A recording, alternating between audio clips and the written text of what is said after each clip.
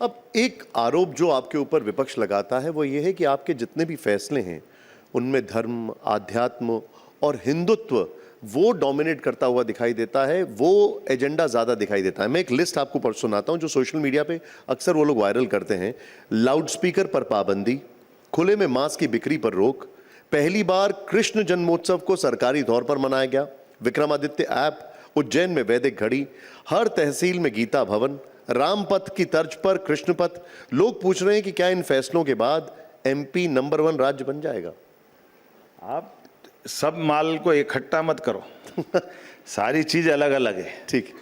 जब हम अपने इंडस्ट्रियल की बात करते हैं, इंडस्ट्री के लिए रीजनल कॉन्क्लेव की बात करते हैं, मैं आपको बताना चाहूँगा कि लगभग 20 महीने की हमारी सरकार है।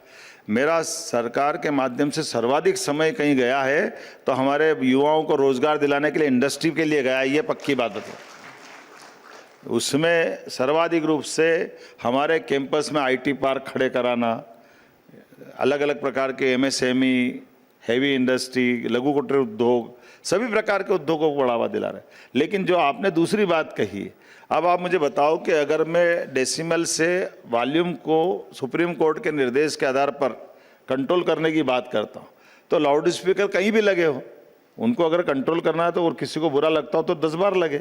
डीजे से कितने लोगों के प्राण चले जाते हैं। डीजे की जो आवाज़ आती है, अगर वो मेडिकल हेल्थ के हिसाब से गलत है तो डीजे पे प्रतिबंध लगाना मैं मान के चलता हूँ ये सच्ची क्या बात होगी।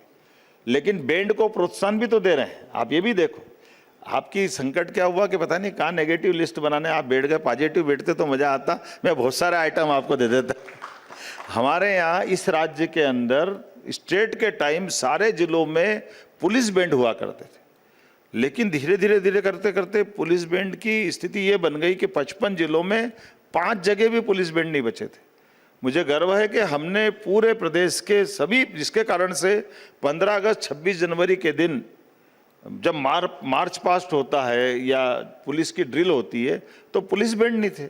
हमने अपने लगभग 10,000 पदों को भर्ती करते हुए सब प्रकार के पुलिस में ये सब प्रबंधन भी कर रहे हैं कि पुलिस बैंड भी होना चाहिए।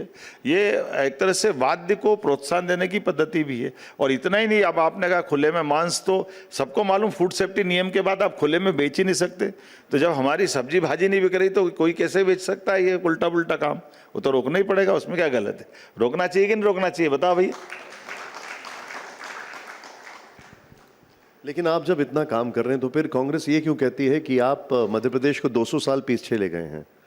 कांग्रेस की दिक्कत ये है कि कांग्रेस चाह रही कि ये इनके प्रकार सत्ता ले ले। कांग्रेस के कहने पे जनता नहीं है तो हम क्यों मानने वाले हैं? हम तो कांग्रेस को हरा के जीते ना, तो हम कांग्रेस की चिंता क्यों कर रहे हैं? मैं समझ नहीं पा रहा हूँ आप कांग्रेस की वकालत क्यों कर रहे हो? नहीं, मैं देखिए आप यहाँ पर हैं तो मैं आपसे कुछ फैक्ट्स के बारे में मैं एक छोटा सा निवेदन करूं, कांग्रेस के अलावा भी विषय बहुत सारे हैं सरकारों पे। मैं, अगर आपने विषय की बात की है, मध्य प्रदेश पर उसकी जीडीपी का 1/3 कहा, ये फैक्ट्स हैं, आप करेक्ट कर सकते हैं मुझे, करीब 5 लाख करोड़ कर्ज है। ऐसे में आप प्रदेश को कैसे विकसित कर पाएंगे? अरे उल्टा बता रहे हैं आप। हमारे सरकार का जितना बजट है उसके एवरेज में हमको हमारा भारत सरकार के द्वारा लोन लेने की पात्रता, जिसको लोग आपके हिसाब से कर्जा मानते हो, उस लिमिट से हम 1 पैसा ऊपर नहीं लेते।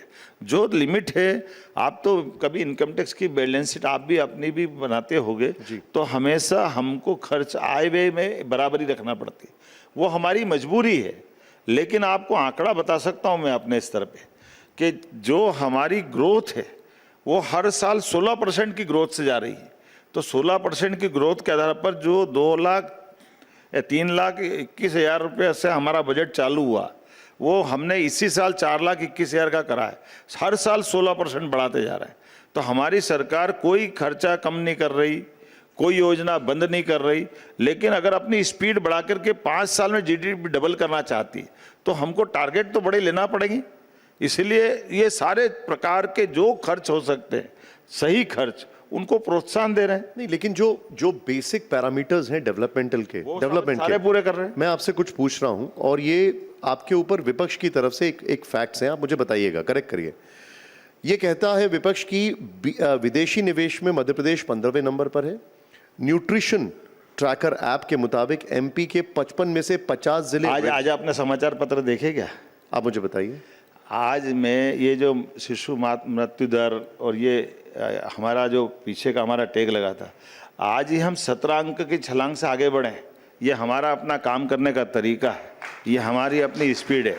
हमारे द्वारा विदेश में निर्यात करने वाले देशों में, क्योंकि क्या हुआ, आज अपना हमारे पास में विदेश में निर्यात करने में हमारा नंबर 15 था, अब 11वें नंबर पे हम आ गए। अकेले भोपाल से हमने सब मिला करके 17,000 करोड़ का निवेश तो निर्यात भोपाल से किया है। ये हमारी अपनी ताकत।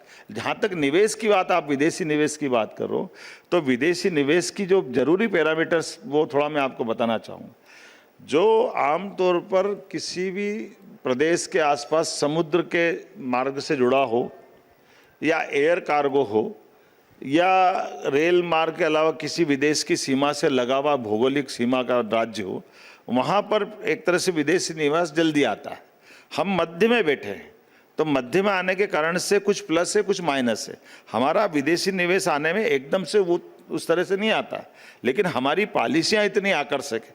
अभी बीते साल हम जब विदेश होकर के आए, तो पूरे देश में सर्वाधिक तेज गति से आकर्षक प्रस्ताव लेने वाले राज्यों में मध्य प्रदेश है। इसका रिकॉर्ड आपको बता सकता हूँ, ये पक्का। अब कई सारे सवाल हैं यहाँ पर, और उसमें एक सवाल ये है कि आपके ऊपर ये आरोप लगता है कि मोहन यादव जी मुस्लिम विरोधी हैं। क्या वाकई मोहन यादव जी को मुसलमानों से दिक्कत है? देखिए, ये मैं ना मुस्लिम की बात है ना हिंदू की बात है। जो कानून की बात है उसका पालन कराता हूँ, मैं इस लाइन पे पक्का चलता हूँ। इसको इस चश्मे से नहीं देखता हूँ हिंदू मुस्लिम के मामले में। लेकिन अपराधी कोई भी हो, तो उसके खिलाफ हमारी सरकार कठोरता के साथ पेश आती है, ये पक्का। लेकिन फिर ये क्यों कहा जाता है कि इस देश में रहना है तो राधा कृष्ण की जय कहना है? नहीं, राधा कृष्ण की जय कहना होगा, कहना ही होगा, नहीं कहना होगा। कहना होगा मतलब कहना होगा, कहना ही होगा मतलब मैं मजबूर कर रहा हूँ आपको, मजबूर नहीं करने वाले। हमारे लिए बाबा महाकाल की जय कहना होगा तो कहना ही होगा, उसमें क्या गलत है, करना ही चाहिए।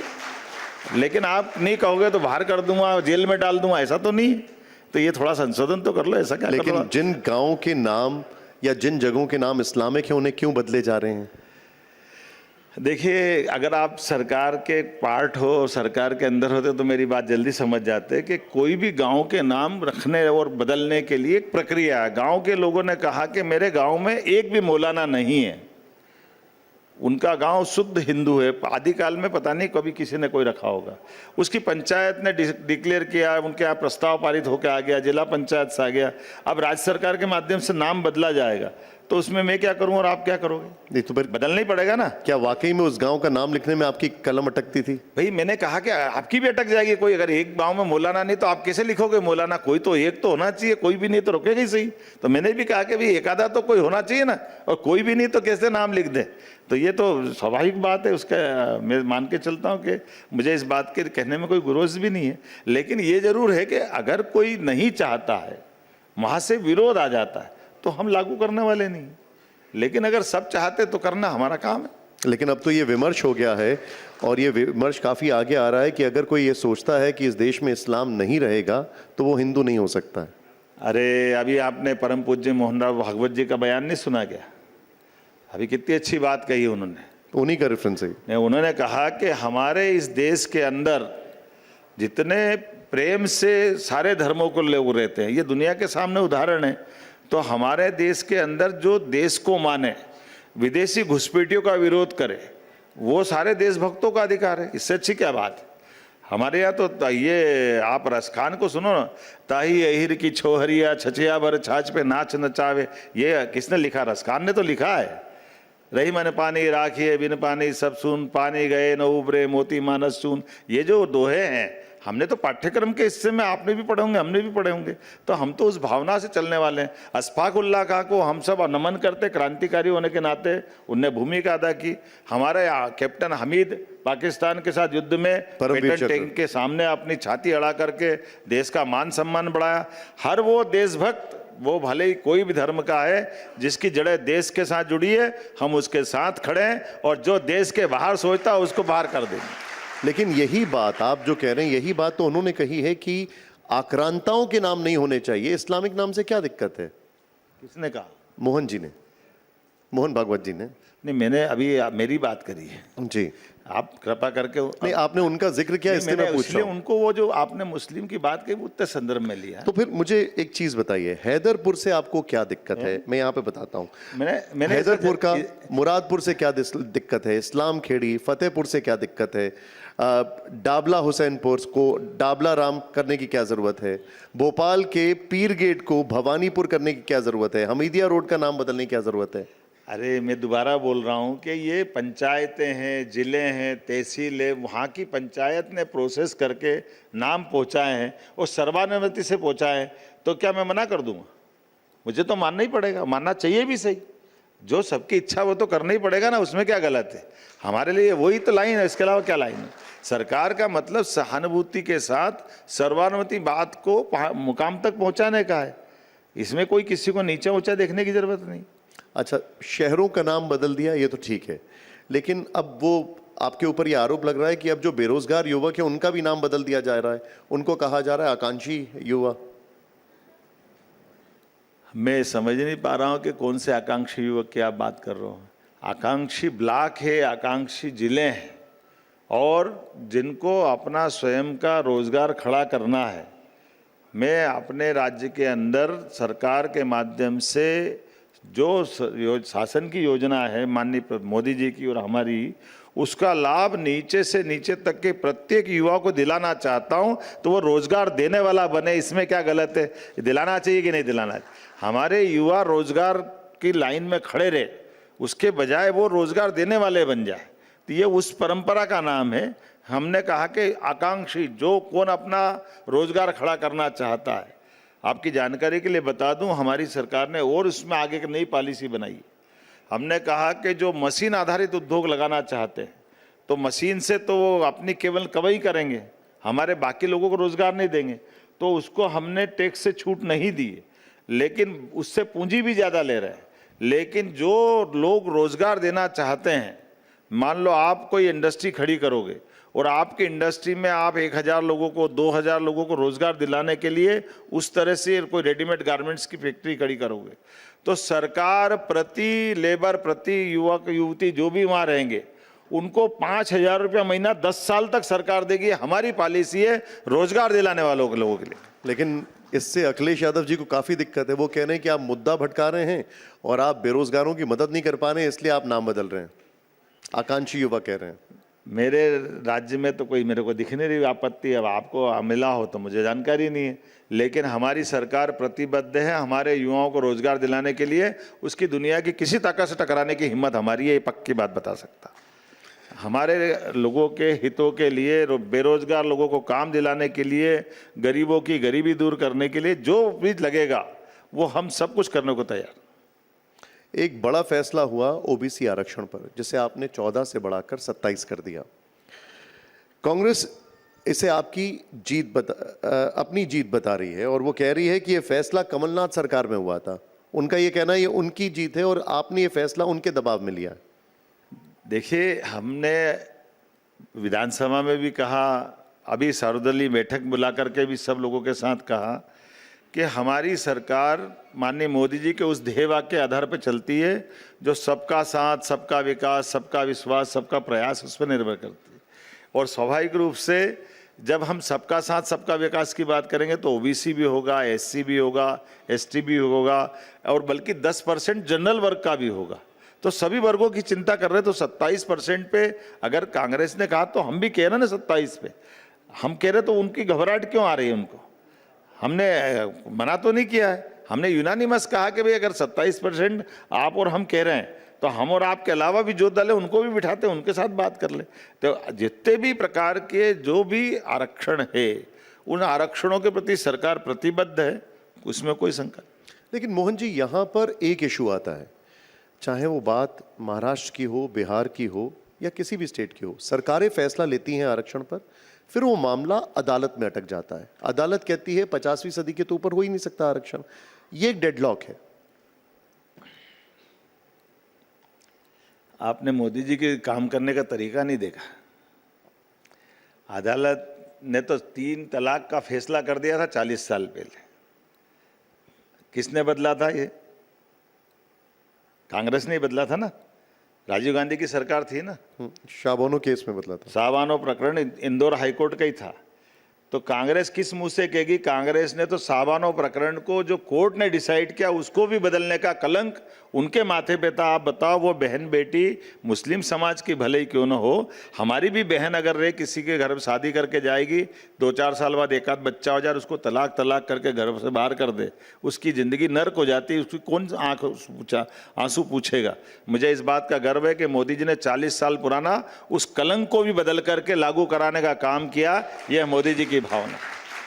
और इसीलिए सरकार के माध्यम से सुप्रीम कोर्ट ने, भले ही आप जो बता रहे हो सुप्रीम कोर्ट के उस दायरे के बावजूद भी 10% का आरक्षण इस फैसले के बाद पूरे समाज को दिया कि नहीं दिया, गरीब वर्ग को? यह है मोदी जी की सरकार और भाजपा की नीयत। इस बात का मैं अभिनंदन करना चाहूँगा आप सबके माध्यम से भी, हर वर्ग के लिए भी, जो सरकार का माननीय मोदी जी के माध्यम संकल्प है। इसीलिए हमारी सरकार ने इस प्रकार के निर्णय से सबका साथ सबका विकास खाली बोलने के लिए नहीं, करके दिखाने के लिए निर्णय। लेकिन फिर आप जो कह रहे हैं अभी, राहुल गांधी कहते हैं कि संविधान को बदलकर आरक्षण की सीमा को 50% के ऊपर कर देना चाहिए। जो आपने अभी कहा है, मैं उसी का एक्सटेंशन उनके मुंह से बता रहा हूं। क्या आप उस बात से सहमत हैं? एक मुहावरा सुनो आपको, छलनी छलनी चलनी, समझते हो? वो आटा निकालते ना उसमें से, तो छलनी कह रही है सुई से कि तेरे में छेद तो अपने तो गिन ले भाई, कितने सारे छेद है। राहुल गांधी अपनी पार्टी को तो देख ले, 100 बार संशोधन करा राहुल गांधी और उनके पूर्वजों ने, नेहरू जी, इंदिरा जी, उनके पिताजी, उनकी माताजी के समय 100 बार संविधान संशोधन करने के बाद संशोधन की धज्जियां उड़ाने का काम हमारे संविधान का अगर किसी ने किया है तो ये राहुल गांधी के और उनके परिवार वालों ने किया। राहुल गांधी माफी मांगे। राहुल गांधी संविधान को दिखा कि किसको बेवकूफ़ बना रहे हैं उनके, इसलिए वो जनता उन पर भरोसा भी नहीं करती। लगातार 15 साल से वो क्यों बाहर है? नहीं तो उनके पहले मनमोहन सिंह जी की 2 बार सरकार कांग्रेस की तो थी, तो कांग्रेस पे कोई भरोसा नहीं करता। इसलिए न तो वो उनके संविधान वाले बात पे भरोसा करता है, बल्कि कांग्रेस के नेता राहुल गांधी ने तो जिस भी पद को धारण किया उसको उनने सत्यानाश ही करा है। पहले युवक कांग्रेस के वो बने, युवक कांग्रेस का भट्टा बिठा दिया। अब वो नेता प्रतिपक्ष बन के कांग्रेस के नेता बन रहे, कांग्रेस का भट्टा बिठा रहे हैं। 15 साल तक सरकार बाहर से बाहर हो गए। भगवान करे वो बैठे रहे, इतने ही बहुत है, हमारा काम चलता रहेगा। नहीं, लेकिन वो ये कह रहे हैं कि अगर उनकी सरकार, अरे वो कहते रहे, मैं तो उनको दूध पिलाऊंगा, अच्छा गाय वाय का, जरा तू बोलते रहे भैया, तेरे बोलने से हमारे वोट बढ़ते रहते हैं। उनको जितनी समझ है उतने ही काम करेंगे। मैं एक और गंभीर विषय पर आता हूं, और वो विषय इस वक्त हर जगह काफ़ी चर्चा में है, खासकर बिहार चुनाव होने वाले हैं, उसको लेकर काफ़ी चर्चा हो रही है। राहुल गांधी ने पूरी एक प्रेस कॉन्फ्रेंस की, पूरा प्रेजेंटेशन दिया सभी सांसदों को विपक्ष के, और कहा कि वोटर लिस्ट में गड़बड़ी है, वोट चोरी होता है और बीजेपी वोट चोरी करती है। कभी आपने वो ध्यान से प्रेजेंटेशन देखा और उनके वक्तव्य सुने? पता नहीं, मैं समझ नहीं पाता हूँ कि वो नींद में है कि जगे हुए हैं। बताओ, वो कहते 20 साल से वोट चोरी हुई है गुजरात में। अरे 20 साल पहले, 10 साल पहले, 2014 के पहले सरकार उनकी थी कि नहीं थी? तो उनकी सरकार में वोट चोरी हो रही, तो वो क्या सो रहे थे दिल्ली में? यहाँ 20 साल से बता रहे, मध्य प्रदेश में 20 साल से वोट चोरी हो रही। तो राहुल गांधी को होश है कि नहीं पता नहीं, क्या मालूम उनकी उतरी कि नहीं उतरी, भगवान जाने क्या चक्कर है।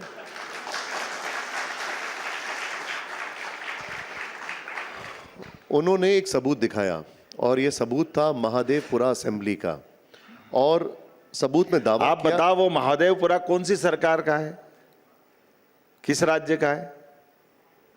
लेकिन वो आरोप चुनाव आयोग का लगा मेरा रहे हैं। निवेदन तो सुनो, वो अपने आप ही सबूत का उनको आईना दिख रहा है। कांग्रेस की सरकार बनी वहां पे, कांग्रेस के विधायक बने, कांग्रेस के मंत्री मुख्यमंत्री बने, और वो कांग्रेस की बनी हुई सरकार में से कमी बता रहा है कि ये चुनाव आयोग की कमी। तो चुनाव आयोग की कमी तो सरकार कैसे बन गई कांग्रेस की? कौन भरोसा करेगा उनके इस बात पे? आप अंदाज लगा लो कि ये राहुल गांधी वही है जो हमारी सर्जिकल स्ट्राइक में सबूत मांग रहे थे, जो हमारी एयर स्ट्राइक में सबूत मांग रहे थे। तो जनता इन पे भरोसा ही नहीं करती। मुझे तो बड़ा दुख है, मेरे को थोड़ा ज़्यादा दुख है, मैं मध्य प्रदेश वाला हूँ ना। माननीय अटल बिहारी वाजपेयी जी ने 50 साल तक जिस नेता प्रतिपक्ष के पद को गौरवान्वित किया है, दुर्भाग्य से उनका उत्तराधिकारी ऐसा नहीं निकल रहा है। मुझे अत्यंत दुख है इस बात का। ये बड़ा आज के समय में लोकतंत्र का सबसे बड़ा मजाक है कि कहाँ अटल जी जैसा विराट व्यक्तित्व हिमालय की एवरेस्ट चोटी से ऊपर, और कहाँ ये हमारी कौन सी मनुभान की चोटी के बराबर भी नहीं है। भोपाल में है ना मनुआ भान, क्या बोलते हो आप, भोपाल वाली। तो ये एकदम से उस पद को, उसको मैं समझता हूँ कि कांग्रेस के लिए भी बेहतर रहेगा कि कांग्रेस का अगर अच्छा भविष्य बनाना तो उनको नेतृत्व बदलना चाहिए। लेकिन राहुल और तेजस्वी दोनों आरोप लगा रहे हैं, एसआईआर का नाम लेकर कह रहे हैं कि उससे वोट चोरी हो रही है। राहुल तो यहां तक कह रहे हैं कि पहले एटम बम फोड़ा, अब हाइड्रोजन बम फोड़ूंगा। ये ऐसा हो गया कि मैं घर में रस्सी बम लाए ना, उसको एटम बम बन के अपने से जला लूंगी। एटम बम है तो मान ले भैया, एटम बम है। दुनिया तो नहीं मानती है, वो खुद ही मान रहा है एटम बम में, परमाणु बम में, हाइड्रोजन बम में। कौन भरोसा कर रहा है उनकी बात पे? कोई भरोसा नहीं कर रहा। आप बताओ, भरोसा करता तो 2000 ये अभी 24 का चुनाव क्यों हारते? वो बुरी तरह से हारे कि नहीं हारे? हमारे यहाँ राज्य में तो सुपड़ा ही साफ हो गया। हमारे पास टारगेट ही बचा, 29 के 29 जीत गया। हमारे पास तो पूरा हिसाब ही चौकता हो गया। कांग्रेस साफ ही हो गई यहाँ पे। लेकिन जीतू पटवारी वो राउ सीट का उदाहरण दे रहे हैं। वो जीतू पटवारी राउ सीट का उदाहरण दे रहे हैं। वो कहते हैं कि आखिरी महीने में 75,000 वोट बढ़ गए हैं। चुनाव आयोग को शिकायत, बढ़ गए थे लेकिन चुनाव आयोग को शिकायत की, कोई सुनवाई नहीं हुई। नतीजा ये आया कि वो 35,000 वोट से चुनाव हार गए। बोलते हैं यहां भी वोट चोरी हुई है। अब मेरे नाम से कुछ बुलवाओगे यार, मेरे को तो संकट ही पड़ रहा है।